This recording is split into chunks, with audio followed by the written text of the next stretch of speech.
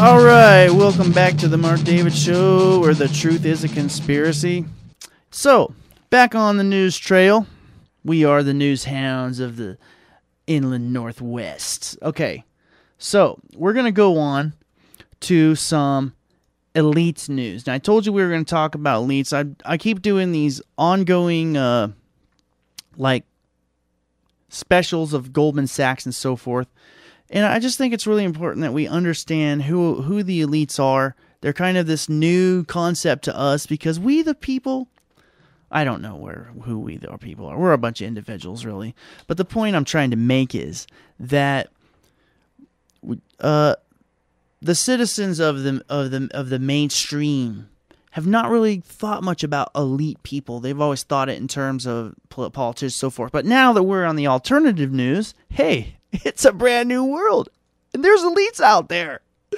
Mega yachts and jumbo jets. And she stepped on the ball. The haves and the have-mores. The ship will sink. The ship's gonna sink. That's right. Okay. This is from presstv.ir. This is a story says, London built by British slaves. And it says, experts had earlier suggested that Romans founded London as a center of trade and business, but the new discovery led to think about London as a capital with a more terrifying history. And this is a quote. Some of the skulls have been defleshed, which suggests the slaves may have been executed after building work was finished, suggested Director Center for Applied Archaeology at University of Chicago, London, Dominic Perring. Okay, so we know that people have used slaves going back a long ways. Okay? Possibly the people who built London, which ironically the city of London is largely the one enslaving us now. I just thought that was interesting. All right. This is an interesting article.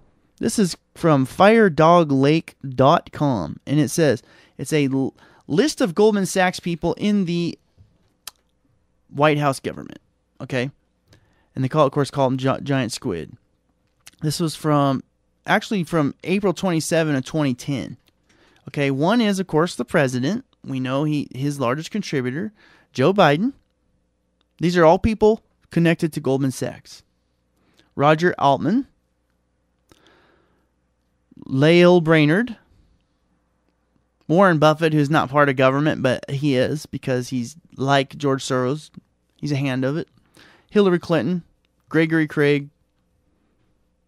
Thomas Donilon, Bill Dudley, Douglas Emmeldorf, Rahm Emanuel, who is a consultant, Diana Farrell, Stephen Friedman, Michael Froman, Jason Furman, Ann Fudge, Mark Gallagly, Tim Geithner, Gary Gensler, Michael Greenstone, The Hamilton Project, Robert Hormats, Neil Kashkari, sorry Mr. Kashkari, don't have me executed, Karen Kornblue, Jacob Liu, David A. Lipton, Eric Mindich, Peter Orzog, Mark Patterson, Steve Ratner, Robert D. Reicher, Alice Rivlin, James Rubin, Robert Rubin, Gene Sperling, Adam Storch, Larry Summers, blah, blah, blah.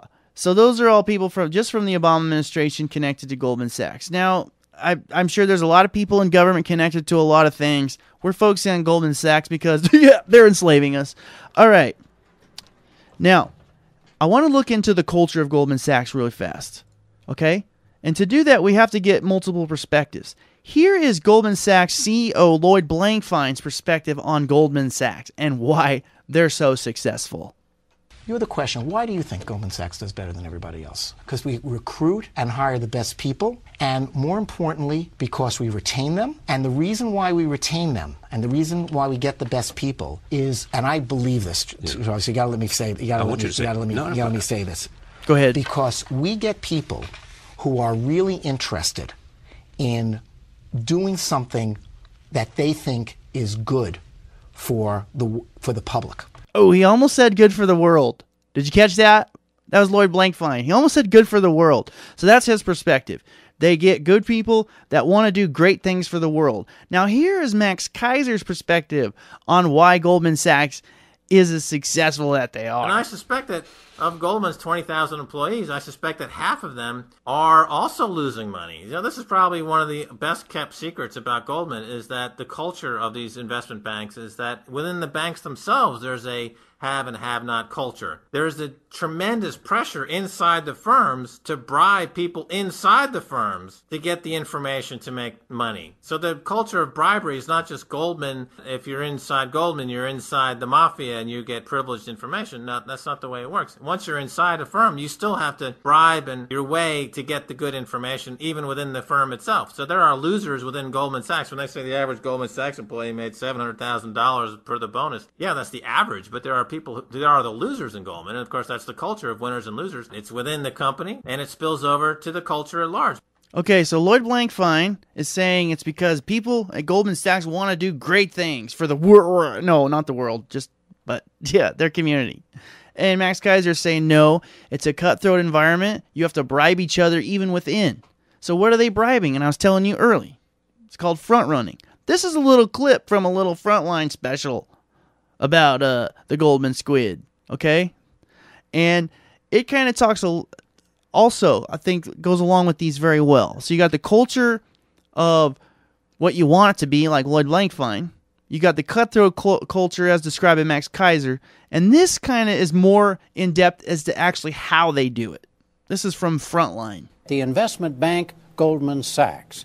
Lloyd Blankfein told the Times of London, "We're very important. We help companies to grow by helping them to raise capital." And that he was just a banker doing God's work. But consider how they're making those bucks, says Nomi Prince. On inside knowledge that comes in, as when she was there, with every trade a client asks Goldman to make. And just by evidence from the profits that they make and where they make them, what divisions they make them in, they're not sitting on that knowledge. They have to be. They are trading on that knowledge. So they know somebody's going to buy a commodity or a currency, so they either buy that commodity or currency first, or a commodity and currency very much like it. But isn't this front running, trading ahead of your clients to profit from the price changes that will come from the client's trades, but for your own firm's benefit? And isn't that, strictly speaking, illegal? The long and ancient secret of Wall Street is they've always been front-running their clients. In other words, when you're in the customer trading business and then you're in the proprietary business, which trade are you making first? I don't know, and if it's in milliseconds, how's anybody going to figure it out? Okay, so there you have it. Lloyd Blankfein. We hire the best people who want to change the world, community. Max Kaiser. They cut each other's throat to get information from each other, so they can meet their bonus. And Frontline, okay, what they do is they front run where they know a major client is going to invest in something, so they invest in it first. Because again, the majority of Goldman Sachs profits comes from their own hedge fund. All right, I'm going to move on in the interest of time. There's just so much to cover. Let's talk a little bit about some incarceration news here on the Mark David Show.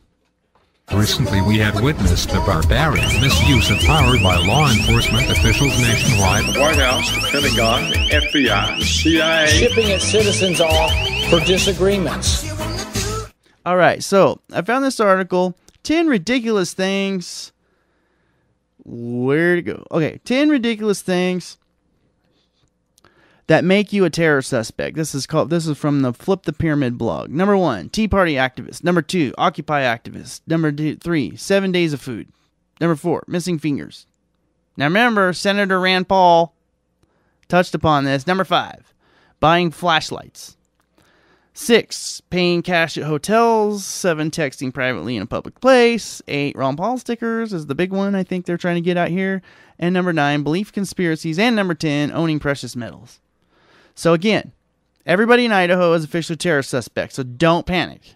Okay, now you guys do need to understand something. In Tennessee, our friends at the Department of Homeland Security actually are going door to door doing preparedness tests. And actually, this is from newschannel5.com. And it seems like all these experiments are really being done in Tennessee because they had the original Viper team thing down in Tennessee. That's where they're stopping you on the highway in the same way that TSA checks you at airports. Okay. Going on. Okay. You make your own decisions. You deal with your own level of paranoia. I'm just throwing this. These are mainstream news articles. Okay. New article. Google News. Once called Blackwater, firm changes name again. This is from December 12th. The USTC Holdings, the investor consortium that acquired ex-Blackwater firm XE Services in December 2010, announced Academy, ACADEMI, is the new name and brand for XE Services, formerly Blackwater. So Blackwater, the private security service, private military service, is alive and well under the name Academy. That's, who knows, whatever. Okay, going on more of a global scale. Okay, because every freedom lover is kind of looking at what's happening around the globe now and saying, okay, you know what? We need to move beyond the need for oppression and so forth. This is from exposingthetruth.info. It's convicted killer beheaded, put on display in Saudi Arabia. And I've been following Saudi Arabian news. It's in the news a lot lately. I've been following on the Mark David Show. Saudi Arabia, atrocious human rights records. Lately coming out, tongue-lashing Syria for civil rights records. So it's really important. And Saudi Arabia, a major trading partner with the United States. We're doing business with this horrible regime over here. Okay, anyway, this is from exposingthetruth.info. The Saudi Interior Ministry said Ahmed al-Shaman Anzi, I don't even know why I try to pronounce these names, was sentenced to death and then crucifixion, having his body displayed in public for the kidnapping and killing of an 11-year-old boy, which is a terrible, terrible crime. Have you? And for the killing of the boy's father, according to the Saudi press agency. And over there, you know what? I shouldn't have covered this story because I have a feeling I'm going to plant a seed in people's minds over here. But they'll display you in public. I guess they used to do that in the Wild West of the United States, so don't rule it coming back. All right. Death sentences plunge in U.S., Texas, again, #1 in executions. This is from the LATimesblog.com. This is from December 15th. Nationwide, this is what they say. Nationwide, there were 43 executions in 2011. According to the report, 3 fewer than in 2010. The number in 2009 was 52. In California, the state with the largest death row population, death sentences plunged by more than half to its 10-year, down from 29 in 2010. All right, a lot of 20. Texas had the most executions this year with 13, down from 17 in 2010 and nearly half the number of 2009. Too many numbers. Come on. Anyway, they're going down. Texas is still the #1. Okay, #2 was Alabama with 6, compared with 5 in 2010. Ohio ranked 3rd with 5 executions, down from 8. That's a lot of executions. But at least they're not displaying the body in the street. Although I know right now some mothers are out there like, "Where's my boy? Oh, they need to drip him in acid." Not so much. Okay? Not so much. Although, if a man and his son are killed, eye for an eye, whatever. Department of Homeland Security ends cooperation deal with Arizona sheriff. Homeland Security did something good. Okay, this is from USA Today. From the Civil Rights Division of U.S. Justice Department today said a 3-year investigation find that Arizona Sheriff Joe Arapu's office has engaged in a cultural of bias involving racial profiling and a widespread pattern of discrimination of Latinos. Now, you might remember, I cover this guy all the time on the Mark David Show. Sheriff Joe Arpaio is a Nazi to the letter of the word, and he has those poor people, many of them haven't even been convicted yet, sitting in like 100-degree weather or more underneath these hot tents, and he makes them wear pink, and anyway, so now Department of Homeland Security is saying, okay, you're a little bit biased towards Latinos, maybe just a little bit biased, maybe just a little. you've gotten away with this maybe a little too long because you're on the border, and we were blaming Hispanics while we were telling everyone, look at all the illegal Hispanics coming across the border, while Goldman Sachs and JP Morgan were robbing us blind. Do you remember that? Yeah, I've covered that. Okay. Going down. Russian protesters encounter surveillance UAV drone. This is from December 13th, exposing the truth.info. 25,000 people gathered in Balatnya Square in Moscow Saturday were stunned. 25,000 people, think about that, were stunned to witness a strange hovering object directly above them. Some climbed trees to take pictures and get a closer look at the quote-unquote UFO. So don't worry, people in North Dakota. You're not the only ones with the drones. Don't worry, Russia has them too. Moving on. Study. Nearly 1 in 3 U.S. youths will be arrested by the age of 23. Okay, this is from December 19th from CBS News. This is part of the article. The study, posted online by the journal Pediatrics, shows that between about 25% to 41% of 23-year-olds have been arrested or taken into custody at least once for a non-traffic offense. If you factor in missing cases, that percentage could lie between about 30% and 41%. What was learned was that the risk was greatest during late adolescence. They're finding contrast with a 1965 study that predicted 22% of use. All right, goes on. Quote, the criminal justice system has clearly become more aggressive in dealing with offenders, particularly those who commit drug offenses and violent crimes, since the 1960s. All right. Duh. You have this fake war on drugs, which is nothing but a money plundering machine. Don't even get me into the Iran-Contra crap in which Bill Clinton was governor of Arkansas while planes were being flown in by Barry Seal into Mena, Arkansas with cocaine, and guns were being shipped down to Contras. Yeah, we should have figured that out then. How long are we going to wait for this so-called war on terror, before people... How long are we going to go on in that charade before people are like, yeah, ridiculous? I'm not saying there's not such a thing as terrorism. Obviously there is. But does it justify what these guys like Joe Lieberman and John McCain and Lindsey Graham and all these clowns are pushing? Heck no. However, if you were detained by Homeland Security, just don't let them torture you, because now you fall under Geneva Convention rules. You remember that? You heard that on the Mark David. You tell Homeland Security, listen, Viper team, I fall under the protection of Geneva Convention, so you got to stop waterboarding me. Mark David Show. I learned that on the Mark David Show. Please don't mention that part. Just sometimes you got to take your licks, people. All right. I'm going to go on. We got a couple more minutes of the Mark David Show. The FDA admits arsenic in chickens, and it's added to the chicken feed on purpose. And this is from naturalnews.com. Arsenic has been denied by the FDA and the chicken industry as being in poultry. However, a subsidiary of Pfizer, Alpharma LLC, puts arsenic products in their chicken feed, and it's in the chickens. Now, I got a close friend who's been telling me that for a long time, and I've been saying, BS, no, it don't, and it's true.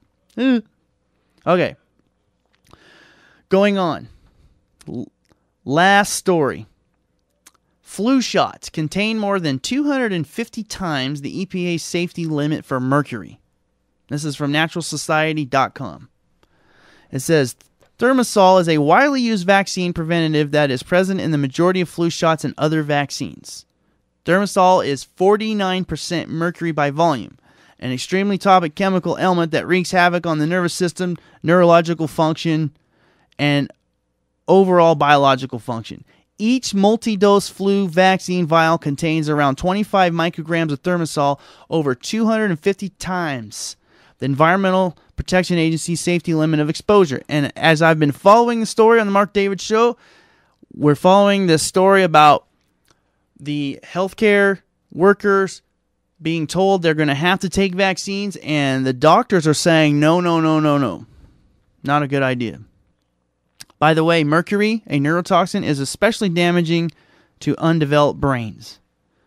That would be children and anyone who doesn't listen to the Mark